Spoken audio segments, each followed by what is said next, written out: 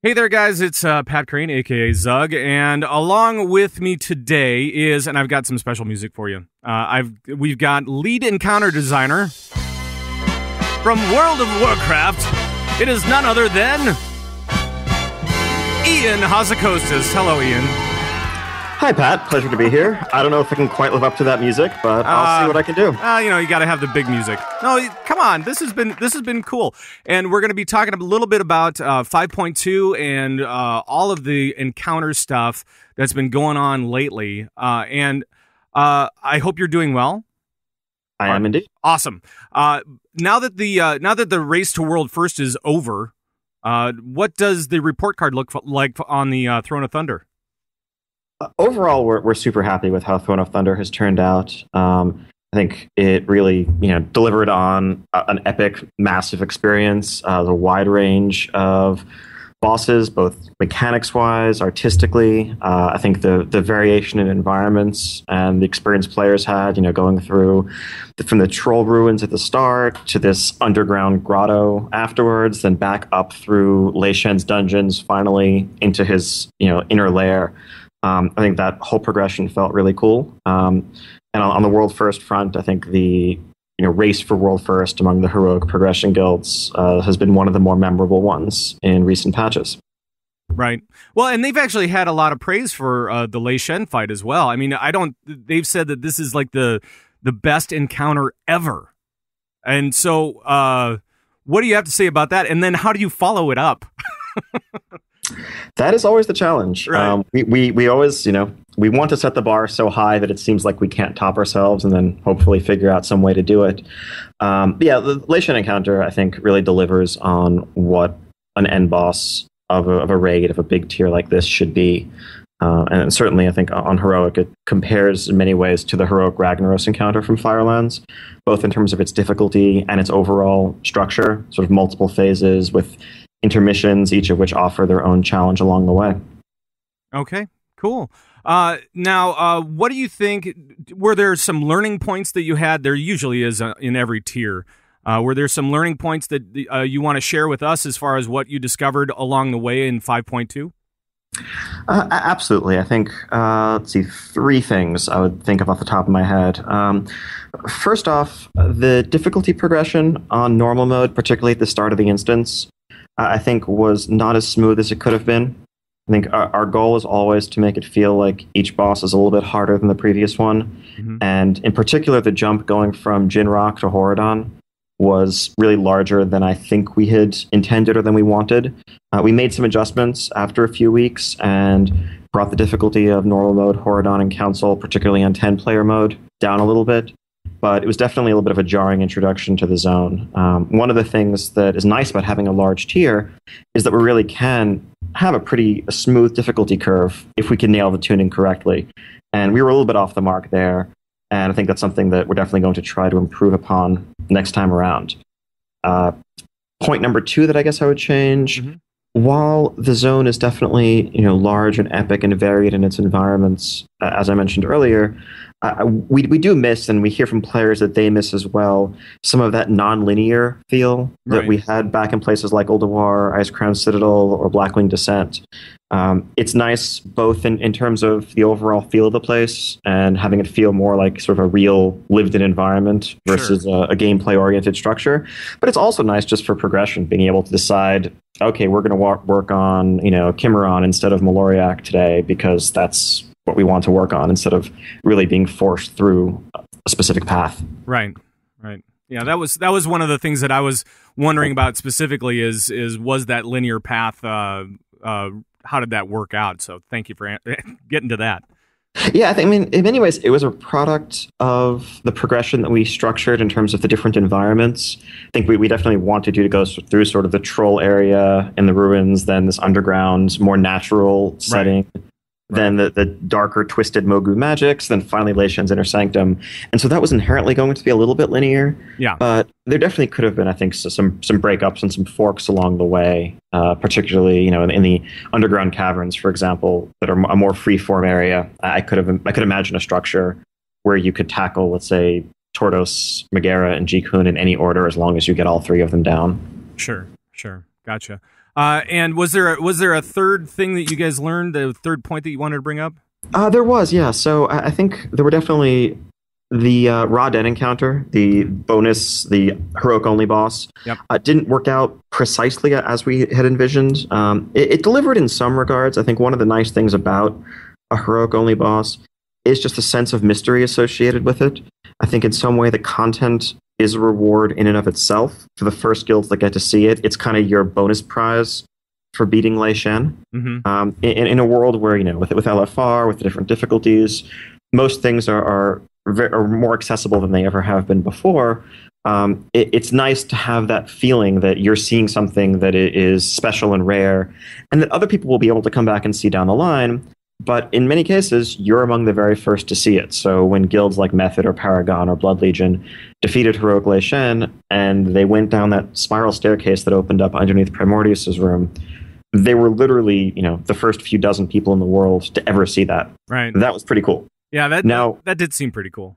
Yeah, now what happened after that, I think one of the challenges always, whenever we have an encounter that's not tested on PTR, it's trickier than ever to get the balance right, particularly when we're trying to tune something at the very, very cutting edge of difficulty. Mm-hmm. And as it turned out, there just ended up being a somewhat degenerate strategy. It was clever thinking on players' parts, but players came up with a way that basically bypassed a good portion of the fight's mechanics. And while ordinarily we might have made some on-the-fly adjustments to prevent that, the use of limited attempts complicated that a little bit. It was very difficult for us to really think of a way that would be at all fair when we had these guilds racing against each other to fundamentally change the fight in a way that invalidated a strategy while limited attempts were in play. So we just kind of let it ride, and the end result wasn't necessarily quite what we'd expected or hoped for, but overall a lot of interesting things came out of it. Cool. Now, there has been some criticism from other people as far as like the amount of trash that's involved in the instance. Any thoughts on that? As far as are you okay with the amount of trash, or do you think that it was too much, or how do you feel about that? It's always a somewhat contentious topic. Right. I think we thinned out a little bit of it on LFR in particular, and I think the complaints have more weight on LFR. Because there aren't potential trash drop epics. There isn't a determination buff that kicks in if you wipe to trash. Right. So anytime you're losing to trash, or anytime you're spending a lot of time getting through it with literally no reward looking for raid mode, that is definitely more frustrating. Mm-hmm. But I think it still serves an important pacing aspect, and it really helps create the feel that you are infiltrating Lei Shen's palace. You're infiltrating this place where armies are assembled, and there are all kinds of horrors and threats aside from just the individual bosses. Where possible, I think we try to have, in many cases, fewer individual mobs, but give them more interesting mechanics. There aren't that many things that you fight on the bridge going from Jinrock to Horadon, for example, right, or on the stairwell up from Twin Consorts to Lei Shen, but you need to pay attention to and learn the specific things that they do. And if you don't, you're not going to have the best time necessarily. But at the same time, many groups' experience is, the first time they're going through that Horadon gauntlet, or the first time they're making their way up to Jikun and meeting everyone's favorite gastropod. Right. They're saying, this is insane, this is terrible. And then it turns out next week it actually goes much more smoothly because they've learned the tricks. Sure. And it doesn't take too long, and you kind of feel like, oh, hey, we've mastered this, and that's kind of cool. Right. Run away from the snail. That's exactly. All right. Well, let's maybe move into a little bit talking about the world first guilds, and because there was kind of a big breakup on the U.S. teams with Vodka and Exodus kind of fading out and dissolving after they completed Throne of Thunder. And I don't know if you've read the Facebook post from Killers or not. I have, yes. Okay. So basically he was talking about, that it's not sustainable for world class teams, these top tier teams, to continue doing this without a lot of, turnover, because there is burnout because of the commitment levels that you need to be able to do not only the intense raid schedule, but also the dailies, the lesser charms, the alts that they need, and so on and so forth. And I just wanted to get your take on this. Do you think that this is a fair criticism from somebody playing at this level? I think it's definitely an interesting observation. It's not necessarily anything that is new. I recall going back, say, 5 years now to the Sunwell days. I remember reading threads on our forums, on the EU forums, about the very same topic when back then guilds like SK Gaming spent, they raided for 20 hours over the course of 2 days to get a world first on Muru, which was then unprecedented and unfathomable. And people were talking about, this is what can we do to stop this? Can we have time limits, attempt limits? And we tried some of those things along the way.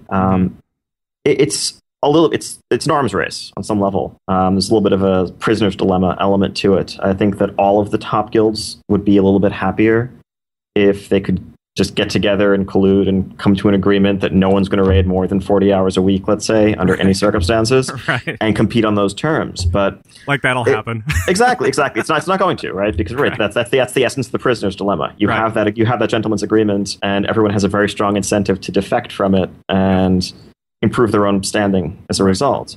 Sure. And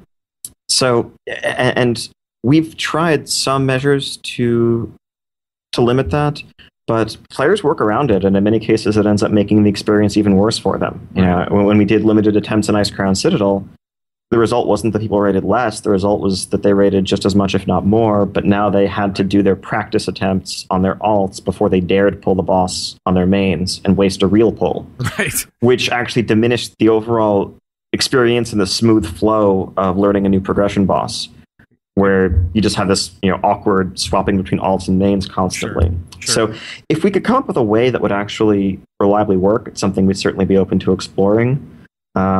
But in the meantime, it's definitely an interesting social observation and an interesting dilemma for the guilds that are facing that situation. Well, and how heavily do you guys over there look at the top teams, and how do you weigh their criticisms and critiques of the game in general? I mean, where do they fit, or do they fit into your process of building and maintaining these different instances? I think so. Certainly, their feedback on heroic encounters in particular is very useful. On raid class balance is very useful, since much as in PvP, it's the very top players, even though their direct experience isn't representative of the majority player experience, they're also the ones that are kind of setting the tone and writing the guides and sharing the information that circulates throughout the entire community. Right. So if they think this is a class balance problem, or that there's a tuning issue on a fight, that's something that we're going to pay serious attention to. At the same time, the reality is that a very small fraction of our content is created specifically for those guilds. I mean, really, it's just fights like Lei Shan, heroic Dark Animus, heroic Darumu, let's say, that are in that ballpark. And we recognize that they're going to find most of what we do maybe easier than they would like, but that's fine at the end of the day, as long as there's that bit of content that's specifically for them. Right. Okay. Now, with that kind of made me think about, all of this talk about heroic rating and kind of their path, I guess. It brought me to another question, and obviously you want everybody to enjoy rating no matter what level they're playing at, but who do you think is your primary target audience? Is it what content are they going to be tackling by the end of the tier, or where do you hope that your primary audience is going to be? I mean, our primary audience is everybody. Right. Raiding in World of Warcraft at this point really is an activity for all players. Sure. That said, we definitely would like to see more organized group raiding, and the return of some of the things like actual pickup groups that we saw forming back in the day. Looking for raid is great as a tool for letting players see the content and progress their character with a more flexible schedule. But I very strongly feel that one of the best experiences that you can have in an MMO, one of the core things that only an MMO can offer, is that cooperative, collaborative, social experience that is group raiding. And I think that, the majority of our players are obviously, not doing heroic content, totally realize that. Hopefully, they're progressing through and continuing to progress through normal mode content. We've offered catch-up mechanisms. We made last tier's normal mode raids easier so that those who didn't finish them have a chance to do so and get that gear. We have Valor upgrades that will become available shortly when 5.3 comes out. All of these things should help those guilds continue progressing, continue moving along. At the same time, I think there's a decent argument to be made that there is a more casual group of players that want to do group raiding at this point that maybe aren't as well served as they could be by the content that we're offering in terms of its difficulty. The friends and family type of group that isn't necessarily recruiting anyone based on their ability to play the game. At the same time, they're not going to, kick out their sister or their brother-in-law or whatever because they're not quite pulling their weight when it comes to DPS. At the end of the day, they're there to play with their group of friends and family. Right. And, that's sort of the audience that 10-player normal rating back in Wrath of the Lich King really served very well. And they maybe don't quite have that same niche right now. And looking for raid doesn't necessarily provide it because even though you can queue as a group, you're being mixed in with lots and lots of other random people. So it's not that close-knit, more intimate experience that you hopefully want. So that's something that we think about and discuss a lot. And hopefully we can offer those players something in the future. Cool. Let's talk about LFR just for a little bit. And now when Looking for Raid was first introduced back in Dragon Soul, it was pretty easy. It was just kind of, do your thing. And it was a nice introduction to the feature. And in 5.0, you seem to up the difficulty level a bit, but it still felt pretty comfortable overall. And this tier seems to have stepped it up again in difficulty or coordination efforts or, something along those lines. Was this intentional or am I just looking back with rose-colored glasses or something like that? I wouldn't say it's okay. Not specifically intentional. Definitely a bit of rose-colored glasses. I think that players tend to compare their experience with a new LFR to their most recent experience with last year's LFR after it has already been out for months and players know the strategies. Right. When in Dragon Soul, when we first released Spine of Deathwing and Madness of Deathwing in LFR, the success rates for those encounters were actually in the ballpark of the success rates on Lei Shen today. A little bit higher, but not much higher. And they quickly rose, right? On average, only 25% or so of attempts on Madness of Deathwing the first couple of weeks were successful. Right. By the end of the expansion, that number was up to 60 or 70%. Because naturally, a majority of the people in the group will have done the fight at that point. They kind of know what to do. They've had the experience of what a successful attempt should look like. And so they're more naturally going to fall into it. Sure. Whereas when you're doing something for the very first time, you maybe have a couple of people who know the strategy from their normal mode guild raid, and everyone else is just kind of learning as they go along. It's inherently going to be bumpier. Now, at the same time, clearly we've had some fights that were too difficult out the gate on LFR, and we've made adjustments. Last year, I think everyone may remember the Garrelon, 2 or 3 queues and endless wipes trying to pass and manage pheromones. Right. So we quickly made adjustments there. But we're really happy with how the determination buff has worked out in 5.2 because it allows for a bit more granularity there. I think before, prior to determination, if a group failed to defeat an encounter a couple of times, there really wasn't much hope that they were magically going to succeed, that anything was going to change. You probably lost a few people, a few new people came in, but there wasn't any necessary reason to expect things to be different. And so we needed to adjust the difficulty of the encounters to make sure that, in general, groups hardly ever failed, because it was very binary. It was you either won or lost, and if you lost, you probably were going to keep losing and not have the best experience. Right. Whereas with determination, well, it's okay to fail a couple times, learn along the way and improve, and you also have this buff that's reinforcing that and giving people who might otherwise think about leaving a good reason to say to themselves, well, actually, we're probably going to win if I just stick this out. It's not worth getting back in the queue. Sure. Let's just stay here and win. And have the numbers actually reflected that? Yes. In general, the number of people that leave LFRs after failed attempts is significantly down, and that helps with everyone's experience overall with the queue. It's fewer partial queues that people are trying to avoid, and in general, more time spent actually pulling bosses, fighting things, and less time spent waiting around for people to join and replace people who've left. Which is always a good thing. Exactly. Oh my gosh. Now, as far as how you see LFR evolving, where do you think it's going, and how do you think it fits into the rest of the different tiers, as far as like normal and heroic modes? So I mean, we've definitely tried to make it something that is clearly not for people who are doing most of a tier on normal or any of it on heroic. So certainly, if you're only a couple of bosses into Throne of Thunder on normal and you can't get past Horadon, you can't get past Council, there are going to be things that are there as upgrades for you from LFR as a whole, and you'll be doing it, and that will actually hopefully help your progression. But for the most part, I think it's there for players who don't have a fixed raid group to join or can't commit to a fixed raiding schedule or otherwise set aside the time to do it as part of a normal mode group.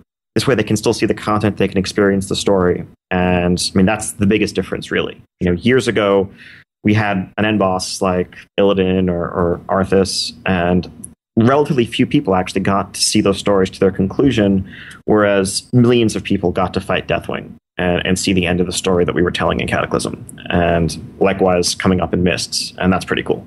Yeah, absolutely. And I just lost my train of thought for a second. Sorry about that. Let's talk a little bit about 5.4, maybe? Are there got any little juicy little tidbits for us as far as what we can expect, even if it's not story related or encounter related necessarily, but any kind of little tidbits that you want to maybe give us on the show today?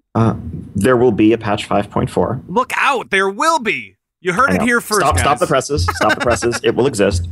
We're going to keep following our general the pattern that we have set up so far of alternating sort of smaller story patches with larger full-blown content tiers. Mm-hmm. So there will be a new raid zone, a new tier of raid gear and everything else that goes along with that in 5.4, and we're going to be continuing this epic story that we've been weaving. We're happy with the size of the Throne of Thunder raid, and we're looking to kind of keep that ballpark as our target for raid tiers going forward. So I think players can expect something similar in size and scope for our next raid zone. But obviously, we're going to have many, many more details to discuss on that in the future. Sure. Well, and how goes the building process with your team? Fully underway. I mean, really, the second. So it's no rest for the weary, but it's a lot of fun. The second we finished our 5.2 PTR process, right as 5.2 went out, we were going right into meetings, brainstorming and concepting out the different encounters that are going to go into the 5.4 raid, making sure we know exactly what art assets we need for them, all that. And my team is in full production mode at this point, working on 5.4 raid encounters, and those will be coming to a PTR at some point in the future. Right. Now, we've actually had a little talk on this show, and I think part of it was because of the linear progression of the Throne of Thunder. And I want to throw this out to you, and I just want your initial reaction to this thought. And I guess what I'm calling it is a progressive lockout idea, where if you go up to, say, Jikun on whatever week, you can go back and you can say, well, I don't want to start at the beginning, but we still need a little bit more loot, so maybe we start at Tortos this week. What do you think about, I mean, what's your initial reaction to something along those lines? Just throwing it out there. It could be interesting. I think that it raises some potential, it sort of invites some social conflict potentially. Sure. If, most of the raid or the raid leader, they don't need anything from Jinrock or Horadon anymore, but a couple of people in the raid actually really do. And they really want to kill those bosses. And suddenly now this becomes a point of discussion. And some people, everyone has a different place. The person in the raid who doesn't need any loot from the first 5 is like, well, why not? Why bother with any of those? Let's just go right back to Jikun. Right. So I think we always want to be careful about creating those situations. I think we'd rather, particularly as we, make tiers that are somewhat larger in scope, we'd rather address it more on the linearity front where possible and let players pick their own path. Because I'm very well aware of the difficulties that a guild that has a limited number of raiding hours per week faces. Really, it affects virtually all guilds to an extent, whether it's the 2-night-a-week guild that raids for 5 or 6 hours total, that's simply trying to get to the end of the zone, or whether it's the sort of mid-tier heroic guild that raids 12 hours a week, that's trying to balance working on heroic progression on a boss in the zone with still leaving enough time to clear the rest of the zone on normal after they're done, right, and try to figure out where to draw the line. Yeah. I mean, we know that big zones are awesome. We want to keep making them. We know they also offer a lot of logistical challenges. So wherever possible, we want to ease those burdens for people so they can focus on the fun part, which is, killing bosses, learning bosses, getting loot, right, that kind of thing. Especially the getting loot part. No, I'm just kidding. Exactly. Now there was some talk in the Twitterverse from Ghostcrawler about how maybe removing the separate 10 and 25 man lockouts was a mistake. How do you feel about that? And are individual lockouts going to be coming back at all? I think that would be a tricky bell to unring. Right. I think in many ways it ties back into some of my comments earlier about how we are now somewhat underserving the former 10-player normal audience. Because when there were two separate lockouts, it wasn't just two separate lockouts, it was two separate tiers of loot and thus two separate difficulties. When in doubt, we always erred on the side of making things easier for 10-player mode in Wrath of the Lich King, because after all, well, the loot's a tier lower. We should make sure that, it's easy, accessible, and so forth. Now that it offers the same loot, the same achievements, all of that, there's a much greater burden to ensure parity or something closer to parity between the two raid sizes and all the difficulties involved. And what that's meant really is that the more casual 10-player groups have sort of been priced out of the market in a sense. And that's something that we're trying to address. I don't think that we could just magically flip a switch, go back to how things were before. Separate lockouts with equal loot between the two sizes. Honestly, that wouldn't magically address the difficulties I've described, and it would create a lot of pressure among people to run the zone twice a week for faster loot acquisition. And that leads to burnout and isn't super fun, as players saw in the TOC days in Wrath. Sure. But so I think we'd rather approach the problem from a different angle. But we definitely recognize that there are issues, and we don't think our current rating scheme is by any means perfect. Right. I hear you on that one. And now let's talk a little bit about dungeons, just real quick. I just want to get there were some words, I can't remember who said it or whatever, but that there weren't enough dungeons for Pandaria just in general. Is that the feeling that you have as well?